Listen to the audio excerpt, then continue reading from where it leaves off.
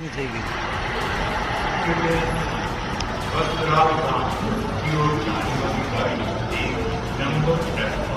गुजरात से लंदन के लिए रवाना विमान हादसे का शिकार हो गया। इस प्लेन में कुल 242 यात्रियों के सवार होने की खबर है।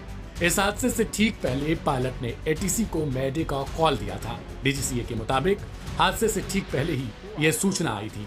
हालांकि कुछ देर बाद ही कम्युनिकेशन लॉस्ट हो गया। इसके कुछ देर बाद ही प्लेन ऊंचाई से नीचे आने लगता है और विमान रिहायशी इलाके में इमारत से टकराकर आग का गोला बन जाता है। इस हादसे में गुजरात के पूर्व मुख्यमंत्री विजय रूपाणी का भी नाम सामने आया है।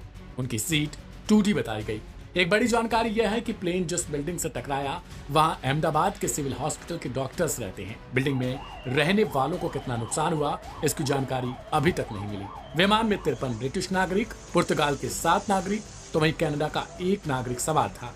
बाकी बचे 169 यात्रियों को भारतीय बताया गया। यह ड्रीम लाइनर बोइंग 787 लंदन के लिए उड़ान भर रहा था।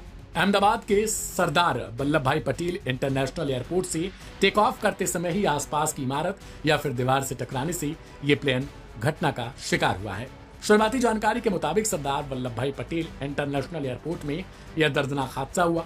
माना जा रहा है कि एयरपोर्ट की बाउंड्री से लगकर यह विमान दुर्घटना का शिकार हुआ, लेकिन कुछ मीडिया रिपोर्ट्स में माने तो यह विमान रिहायशी इलाके में जाकर गिरा है। जो शुरुआती तस्वीरें आई है उसमें देखा जा सकता है कि विमान के परखच्चे उड़ चुके हैं। राहत और बचाव का काम जारी है। एनडीआरएफ की कई टीमें घटनास्थल पर पहुंच चुकी हैं। यह हादसा मेघानी नगर में हुआ, जो अहमदाबाद एयरपोर्ट से 15 किलोमीटर के करीब है। ये एयर इंडिया की इंटरनेशनल फ्लाइट बताई जा रही है, जो टेक ऑफ के कुछ देर बाद ही क्रैश हुई।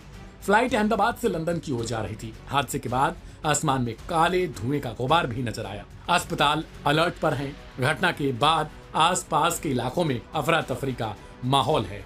मेडिकल की कई टीमों को तैनात किया गया है। इसके अलावा गुजरात एयरपोर्ट को भी बंद कर दिया गया।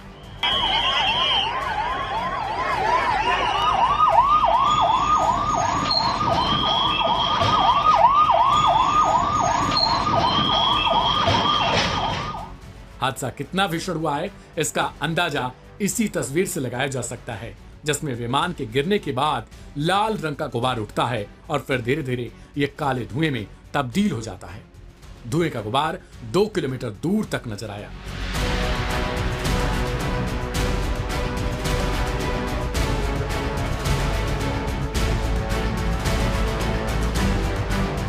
चारों तरफ अफरा तफरी का माहौल है। लोग इस भयावह हादसे को देखकर भयभीत हैं और इधर उधर भाग रहे थे।